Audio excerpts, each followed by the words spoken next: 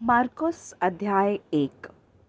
परमेश्वर के पुत्र यीशु मसीह के सुसमाचार का आरंभ।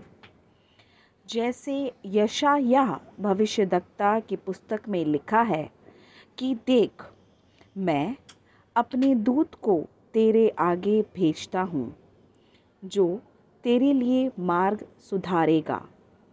जंगल में एक पुकारने वाले का शब्द सुनाई दे रहा है कि प्रभु का मार्ग तैयार करो और उसकी सड़कें सीधी करो। यूहन्ना आया, जो जंगल में बपतिस्मा देता और पापों की क्षमा के लिए मन फिराव के बपतिस्मा का प्रचार करता था, और सारे यहूदिया देश के और यरूशलेम के सब रहने वाले निकलकर उसके पास गए और अपने पापों को मानकर यरदन नदी में उससे बपतिस्मा लिया। यूहन्ना ऊँट के रोम का वस्त्र पहने और अपनी कमर में चमड़े का पटुका बांधे रहता था, और टिड्डियाँ और वन मधु खाया करता था, और यह प्रचार करता था कि मेरे बाद वह आने वाला है जो मुझसे शक्तिमान है। मैं इस योग्य नहीं कि झुककर उसके जूतों का बंध खोलूं। मैंने तो तुम्हें पानी से बपतिस्मा दिया है, पर वह तुम्हें पवित्र आत्मा से बपतिस्मा देगा।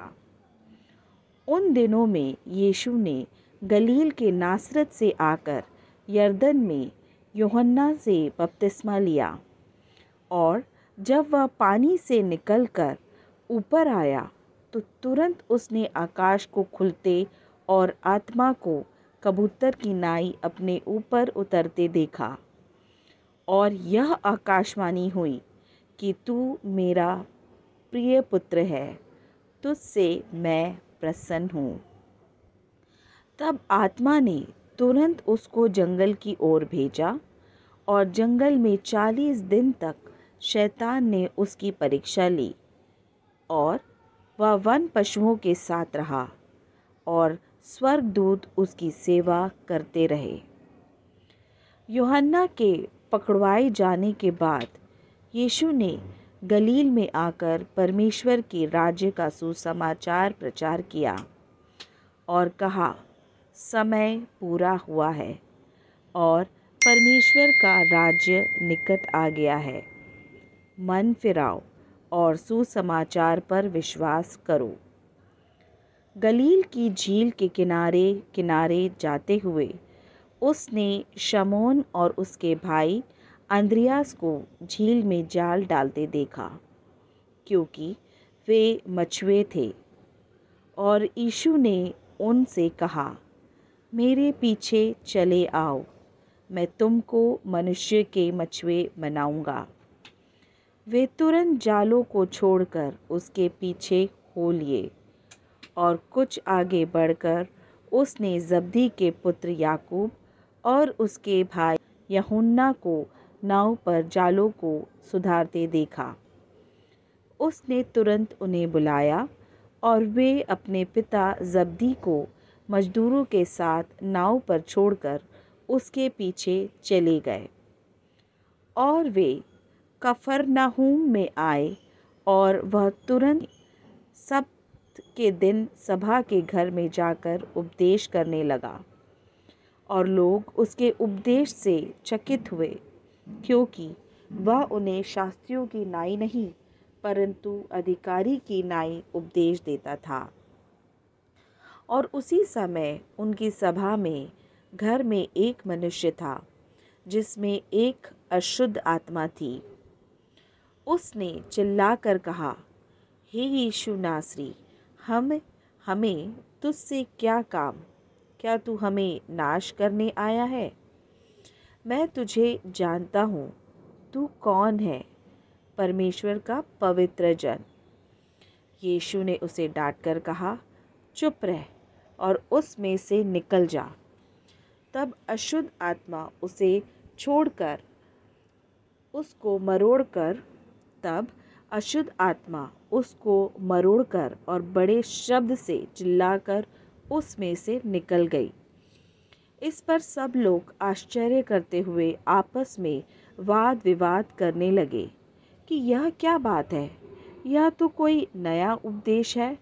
वह अधिकार के साथ अशुद्ध आत्माओं को भी आज्ञा देता है और वे उसकी आज्ञा मानती हैं। सो उसका नाम तुरंत गलील के आसपास के सारे देश में हर जगह फैल गया और वह तुरंत आराधनालय में से निकलकर याकूब और यूहन्ना के साथ शमौन और अंद्रियास के घर आया। और शमौन की सास ज्वर से पीड़ित थी और उन्होंने तुरंत उसके विषय में उससे कहा। तब उसने पास जाकर उसका हाथ पकड़ के उसे उठाया और उसका ज्वर उस पर से उतर गया और वह उनकी सेवा टहल करने लगी। संध्या के समय जब सूर्य डूब गया तो लोग सब बीमारों को और उन्हें जिनमें दुष्ट आत्माएं थी उसके पास लाए और सारा नगर द्वार पर इकट्ठा हुआ। और उसने बहुतों को जो नाना प्रकार की बीमारियों से दुखी थे चंगा किया और बहुत से दुष्ट आत्माओं को निकाला और दुष्ट आत्माओं को बोलने न दिया, क्योंकि वे उसे पहचानती थीं। और भोर को दिन निकलने से बहुत पहले वह उठकर निकला और एक जंगली स्थान में गया और वहाँ प्रार्थना करने लगा। तब शमौन और उसके साथी उसकी खोज में गए। जब वह मिला तो उससे कहा कि सब लोग तुझे ढूंढ रहे हैं। उसने उससे कहा, आओ हम और कहीं आसपास की बस्तियों में जाएं कि मैं वहाँ भी प्रचार करूं, क्योंकि मैं इसीलिए निकला हूँ। सो वह सारे गलील में उनकी सभाओं में जा जाकर प्रचार करता और दुष्ट आत्माओं को निकालता रहा। और एक कोढ़ी ने उसके पास आकर उससे विनती की और उसके समाने घुटने टेक कर उससे कहा, यदि तू चाहे तो मुझे शुद्ध कर सकता है। उसने उस पर तरस खाकर हाथ बढ़ाया और उसे छूकर कहा, मैं चाहता हूँ तू शुद्ध हो जा। और तुरंत उसका कोढ़ जाता रहा और वह शुद्ध हो गया। तब उसने उसे चिताकर तुरंत विदा किया और उससे कहा, देख, किसी से कुछ मत कहना, परंतु जाकर अपने आप को याजक को दिखा और अपने शुद्ध होने के विषय में जो कुछ मूसा ने ठहराया है उसे भेंट चढ़ा कि उन पर गवाही हो। परंतु वह तुरंत जाकर इस बात को बहुत प्रचार करने और यहाँ तक फैलाने लगा कि यीशु फिर खुल्लम खुल्ला नगर में ना जा सका, परंतु बाहर जंगली स्थानों में रहा और चहु ओर से लागे उसके पास आते रहे।